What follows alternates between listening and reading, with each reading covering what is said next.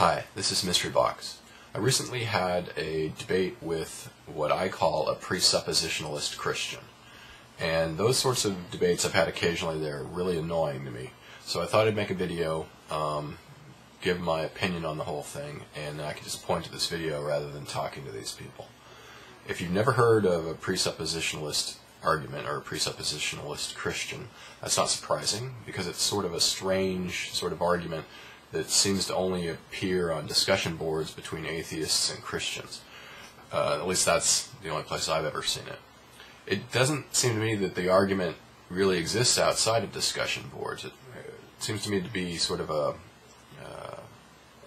philosophical game that's played in order to try to win an argument.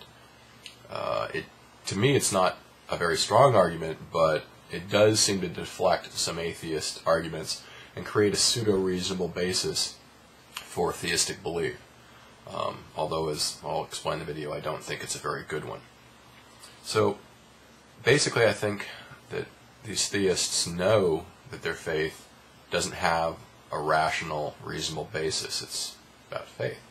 So in order to win a debate, they attack reason itself. So there's lots of ways they go about doing this, but basically it's any attack on logic, reason, or observation itself. A basic argument might go something like this. We all might be brains in a jar, just dreaming reality. That observation is all just fake, because we're really just this brain in a jar, or we're in the Matrix, and you can't, trust observation because this might be true. Or maybe they'll point out that that observation and logic are circular. That in the end, if you want to describe something that's red, you have to point to something that's red. It's observation is circular. It circles back to the observation. And then they take these statements to basically undermine naturalism, to say, okay, there's no basis for naturalism that's guaranteed to be true or known.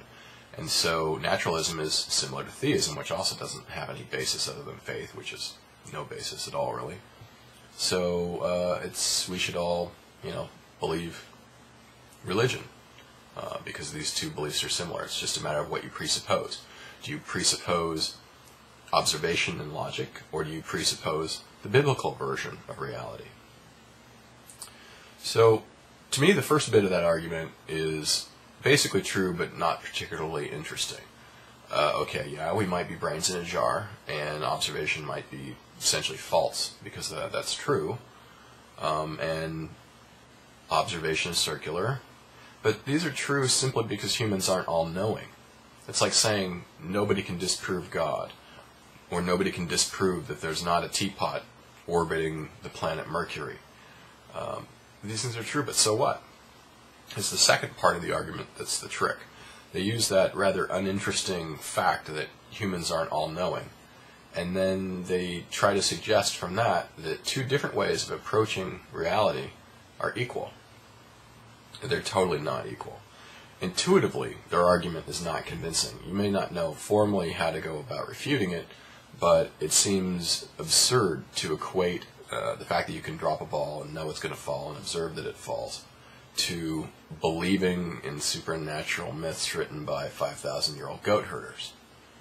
So, to me, the argument could be rephrased as, since nothing can be known for sure, we should all believe something stupid. And that's really not a very good argument. So, the way I approach this discussion when it comes up is I generally agree with the initial premise that, yes, we can't know anything for sure, and logic and observation have limits. That's true. However, logic, observation, reason, these are the best things that we've come up with so far. They actually produce things. If you look around, computer, TV, planes in the sky, medicine, all these things all around us are all results of reason, observation, logic, science, careful consideration of what we observe.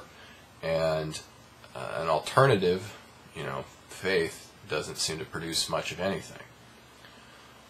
So, unless they can come up with a better alternative to observation, I'll stick with observation.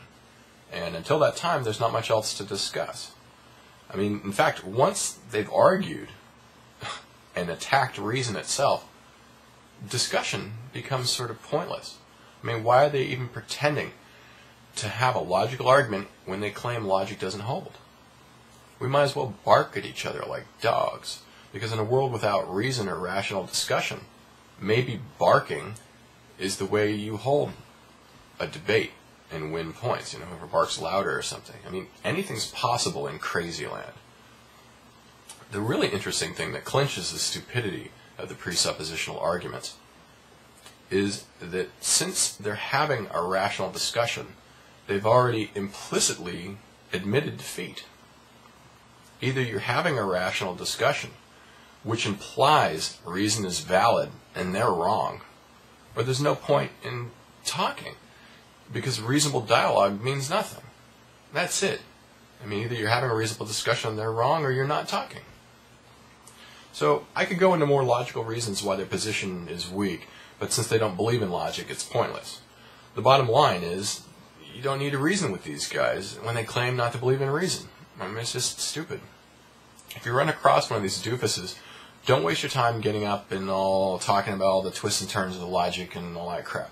Just tell them it's a waste of time, and if they ask why, send them to this video.